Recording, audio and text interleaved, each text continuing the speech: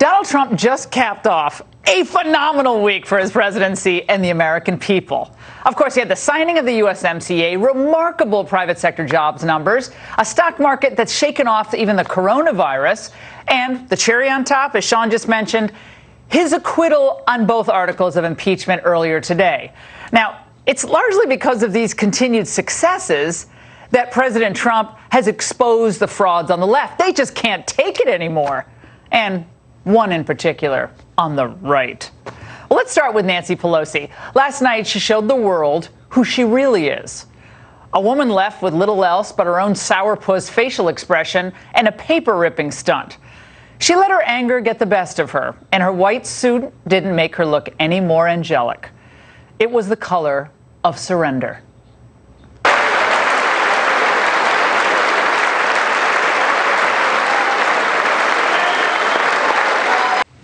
Now, she wasn't the only person acting out.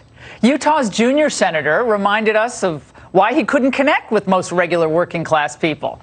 They don't like politicians who claim to be holier than thou when they're really just sticking a shiv in your back.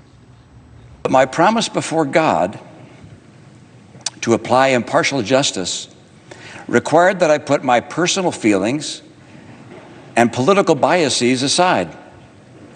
Were I to ignore the evidence that has been presented, it would, I fear, expose my character to history's rebuke. It's exposed it all right. He's the ultimate selfish, preening, self-centered politician. Well, he has good hair and a sort of okay singing voice. America, America, God shed his grace on thee.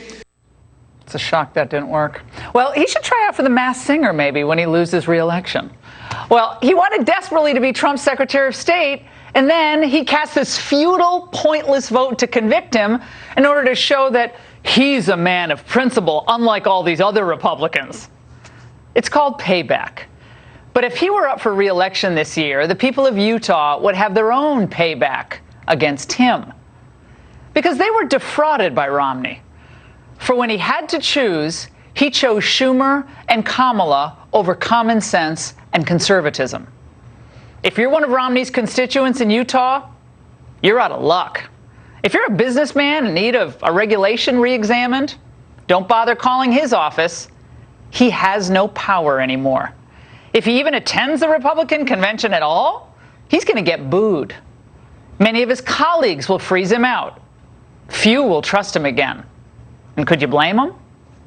And let's not forget what the Democrats and media said about him in 2012.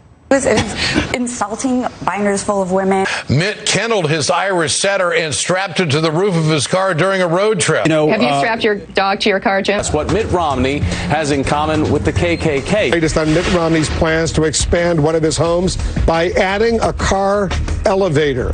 The elitism.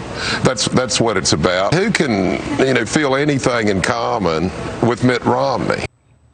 Well, back then, there were only a few of us on TV and radio who defended you, Mitt. And we did this because we thought you'd be better for America. And the way you repay millions of people, the millions who did vote for you in 2012, is to throw in with the very people who don't share our goals, who hate us, and by the way, who still hate you. Does he not see what Adam Schiff and Pelosi and Feinstein have done to, let's say, California? And does he not know if they got real power, they'd do to Salt Lake City what they've done to San Francisco? Will he have the courage to have a real town hall to defend this vote? He couldn't even get simple facts right while debating Obama. It was not a spontaneous demonstration. Is that what you're saying? Please proceed, Governor. I want to make sure we get that for the record, because it took the president 14 days before he called the attack in Benghazi an act of terror. Get the transcript. He did, in fact, sir. So let me call it an act of terror. Can you say that a little louder, Candy? He did call it an act of terror. Yeah, well, Romney couldn't even have a comeback to Candy Crowley's coordinated response with Obama. That told you all you needed to know. All of this is a good reminder. Not trying to pile on him for the sake of piling on him, but we have to learn from all of this entire impeachment debacle. What a disaster the GOP establishment was for America. Think about it. Mitt Romney is the establishment. They were wrong on China. They were wrong on Iraq. They were wrong on immigration, wrong on the housing bubble, wrong on the bailouts, wrong on things like Harriet Miers and David Souter.